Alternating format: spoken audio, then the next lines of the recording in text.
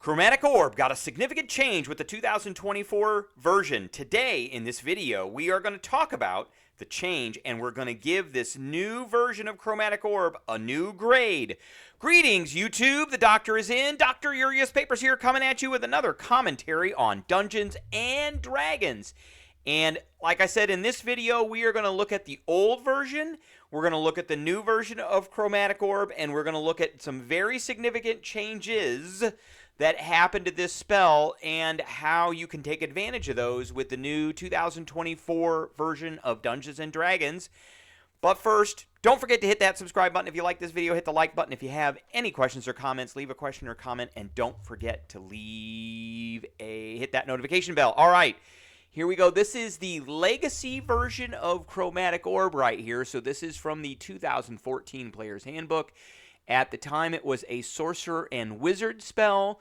First level spell, it required a diamond worth at least 50 gold pieces, which was not consumed by the spell. So this is one of the many spells that utilizes diamonds or diamond dust or gems or gem dust or things like that. It was a first level spell. Take one action. Had a range of 90 feet, verbal, somatic, and material component. There's the material component.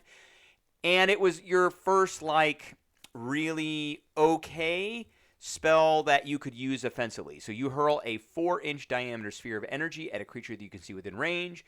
You chose acid, cold, fire, lightning, poison, or thunder as the damage type for the orb.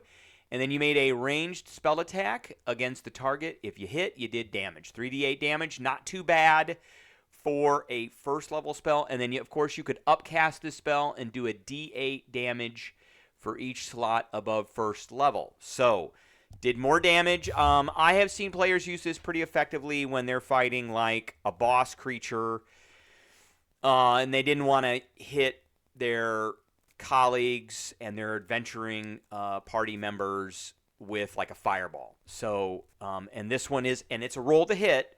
So there's a lot of ways to help with, rolls to hit, like with bless, or if you have advantage, that kind of thing. So there are advantages to using this over fireball, and it can do quite a bit of damage. Like I said, at first level it does 3d8, second level is 4, third level is 5d8, which is almost equivalent to fireball, not quite.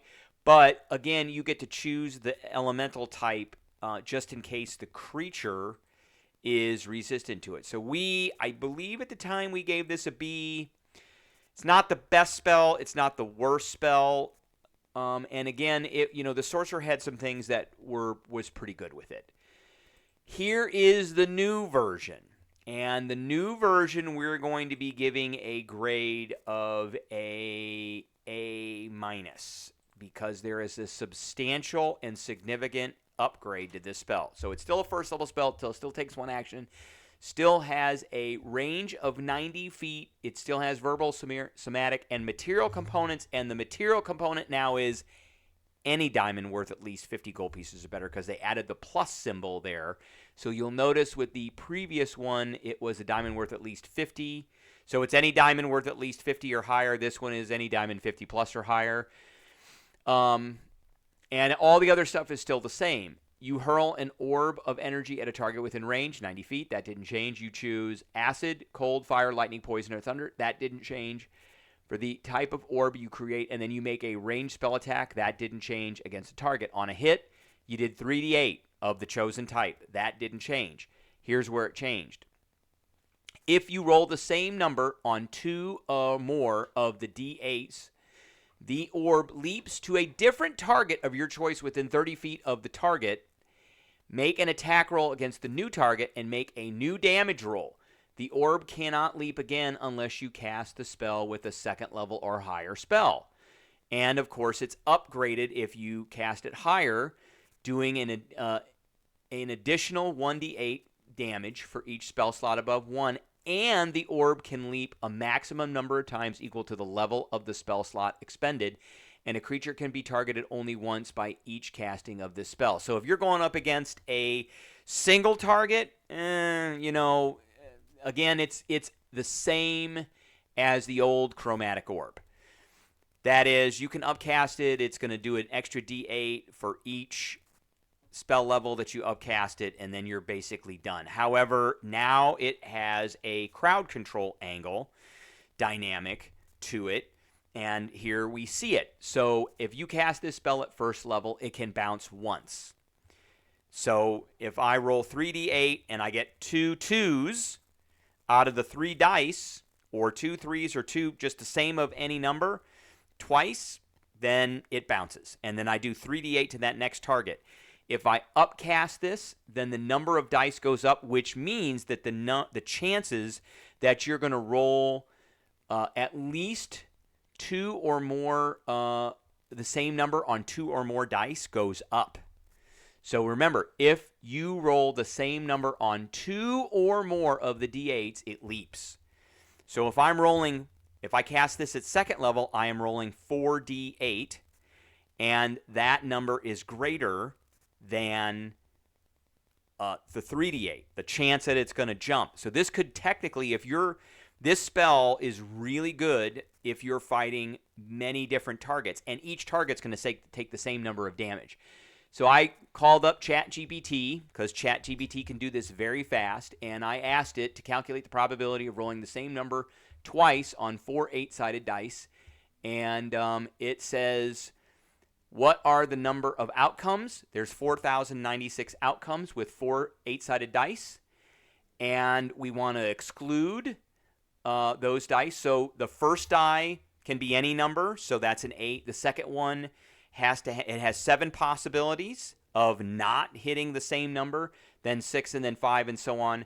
And you just take that and you subtract it out and divide it, and it's essentially a 59% chance that with 4 8-sided dice that you're going to get 2 of the same number, which is great. And again, if you do 5 dice, that chance goes up. If you do 3 dice, that chance goes down from that. So that's kind of the base.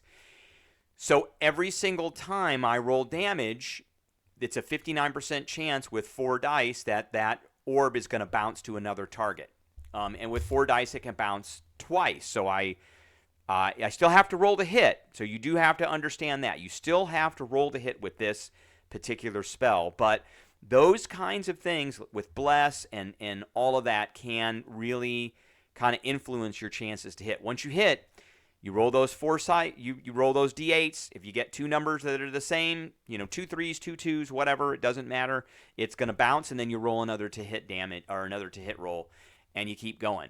So what do I think are good feats that go along with this? We covered this before, but Elemental Adept now has a bump to a stat, and you get Energy Mastery. So choose one of the following types, blah, blah, blah, blah, blah. You choose, and these are all covered with the spell: Acid, Cold, Fire, Lightning, Thunder. And then your spell ignores resistance to the damage type. In addition, when you roll damage for a spell you cast that deals the damage that type, you treat 1s on a damage die as a 2, but you still roll a 1. So if you rolled 2 1s, it's going to bounce. You just treat them as a 2.